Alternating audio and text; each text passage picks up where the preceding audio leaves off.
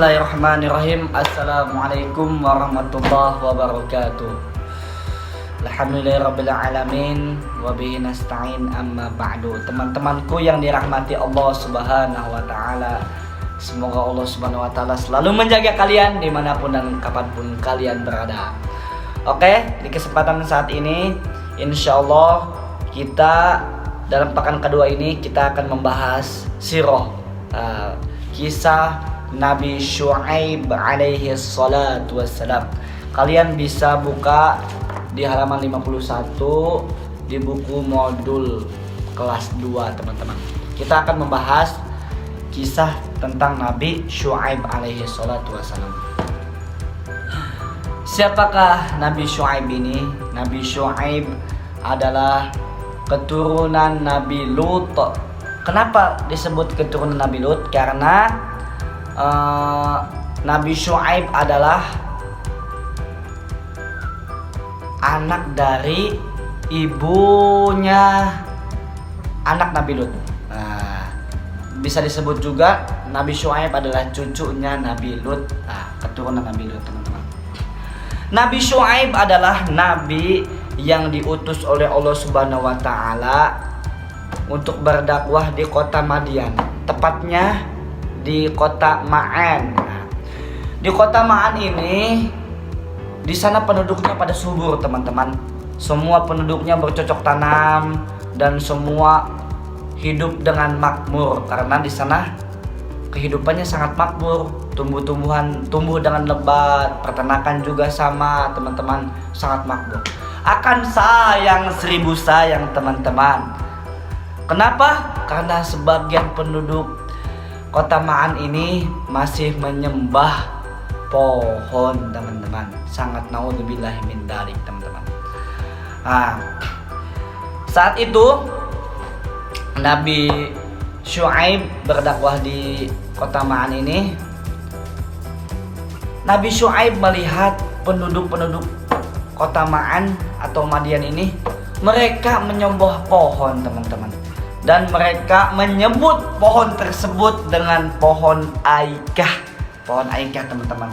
Jadi bisa disebut juga penduduk Nabi Syuaib atau penduduk kota Ma'an ini menyembah pohon yang bernama aikah, teman-teman. Ini sangat perbuatan yang sangat zolim, teman-teman.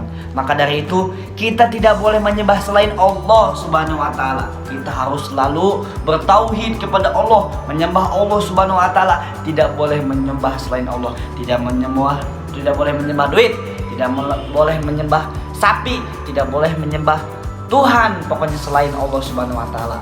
Di dunia ini Tuhan hanya Allah Subhanahu wa taala. Tidak boleh disekutukan, teman-teman. Kita harus selalu menjalankan perintahnya dan selalu menjauhi larangan-larangannya, teman-teman. Maka dari itu, teman-teman, ketika Nabi Syuaib melihat keganjalan, melihat penduduk kota Ma'an ini menyembah aikah, kenapa sih mereka menyembah pohon aikah?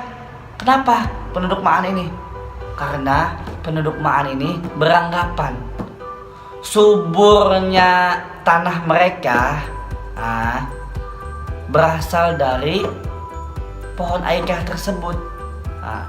Mereka beranggapan begini, saya bisa makan dari tanah yang subur ini di kota ini.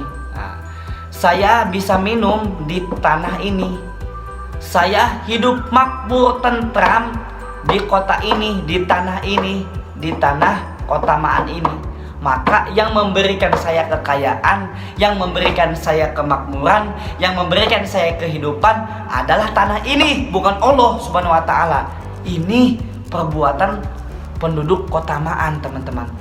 Nabi Syuaib sangat bersedih, teman-teman. Sedih sekali karena melihat kaum Ma'an ini, kota Ma'an ini menyembah aikah, menyembah tanah-tanah yang subur itu. Padahal tanah itu yang memberikan adalah Allah Subhanahu wa taala. Tidak hanya itu, teman-teman.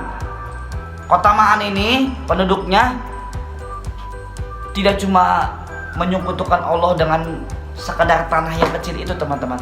Akan tetapi ketika kota Ma'an ini, di penduduk mereka ini selalu berbuat curang, teman-teman. Saat itu Nabi Syuaib alaihissalatu wassalam pergi ke pasar.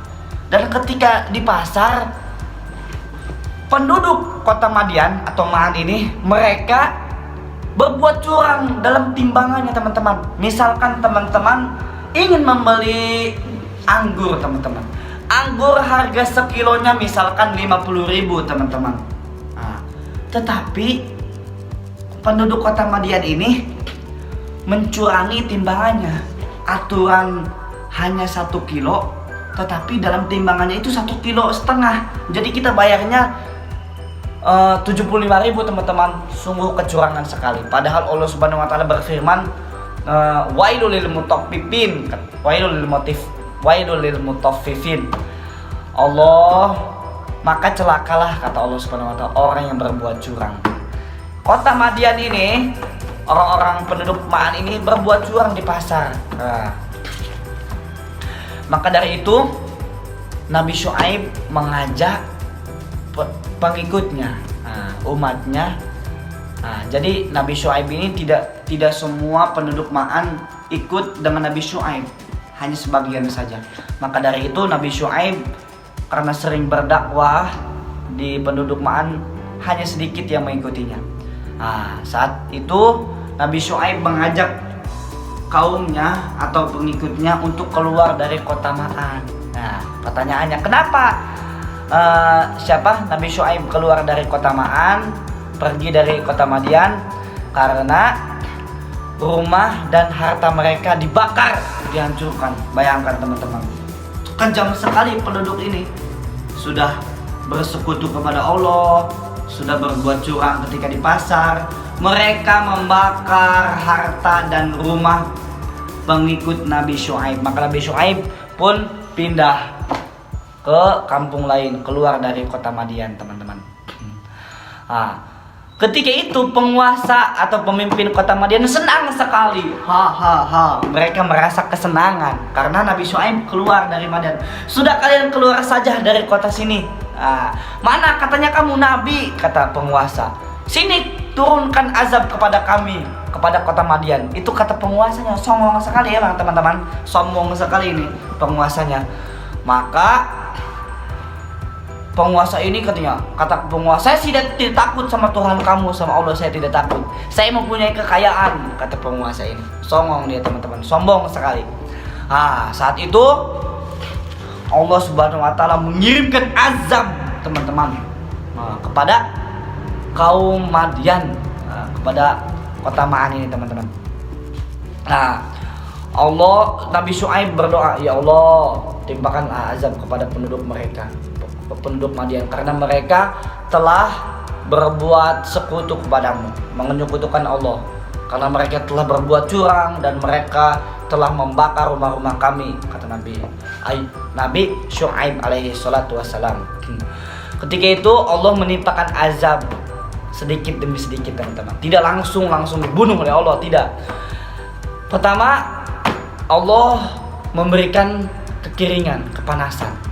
Allah turunkan azab berupa panas di kota Madian.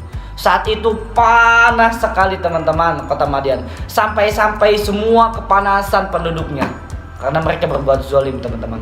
Mereka kepanasan, padahal mereka sudah sangat minum banyak sekali, tapi mereka masih merasa kehausan. Teman-teman, itu karena Allah berikan kepanasan. Itu hanya satu kepanasan. Saat itu sudah Allah berikan kepanasan, kulitnya sampai memerah, tenggorokannya kering, kehausan selalu. Sampai tanah-tanah mereka yang tadinya makmur dan subur, Allah Subhanahu wa taala keringkan, tidak ada tumbuhan yang tumbuh dari situ teman-teman. Allah azab mereka. Itu baru satu teman-teman. Saat itu Allah turunkan lagi tuh awan hitam. Kota Madian, penduduk Madian mengira bahwasanya awan hitam ini akan menurunkan hujan. Teman-teman, lalu penduduk Madian ini keluar dari rumah. Ya Allah, makasih katanya telah menurunkan hujan. Ketika mereka keluar semua dari rumahnya, bukannya hujan yang turun, akan tetapi petir yang turun dari awan tersebut, dari awan hitam tersebut. Lalu tersambarlah semua penduduk Madian. Masih ada yang hidup teman-teman ternyata. Lalu Allah Subhanahu wa taala susulkan, disusul oleh gempa. Allah turunkan gempa kepada negeri Madian ini. Diguncangkanlah gempa. Wah, gempa, lalu dengan sekejap mata kaum Madian musnah, binasa teman-teman. Mereka binasa karena mereka sombong menyebutkan Allah teman-teman. Na'udzubillahi min dzalik. Maka dari itu kita harus selalu bersyukur, tidak boleh sombong. Ketika kita mempunyai makanan, kita harus berbagi, tidak boleh sombong. Ini punya saya. Kita tidak boleh sombong karena pekerjaan orang tua kita. Orang tua saya gajinya 10 juta, kita tidak boleh sombong teman-teman. Itu hanya titipan dari Allah Subhanahu wa taala. Itu teman-teman ya. Maka kesimpulannya yang pertama boleh ditulis, Syuaib hidup pada tahun 1600 sebelum Masehi sampai 1500 sebelum Masehi. Yang kedua, Nabi Syuaib adalah keturunan Nabi Lut. Cucu Nabi Lut. Terus yang ketiga, Nabi Syuaib diangkat menjadi nabi pada tahun 1550 sebelum Masehi. 1550 sebelum Masehi.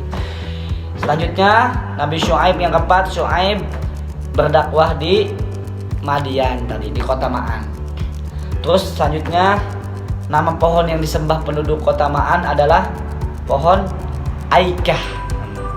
Terus penduduk yang keenam, penduduk Madian menyembah pohon karena mereka menganggap kekayaan dan kemakmuran berasal dari sebidang tanah yang mereka punya.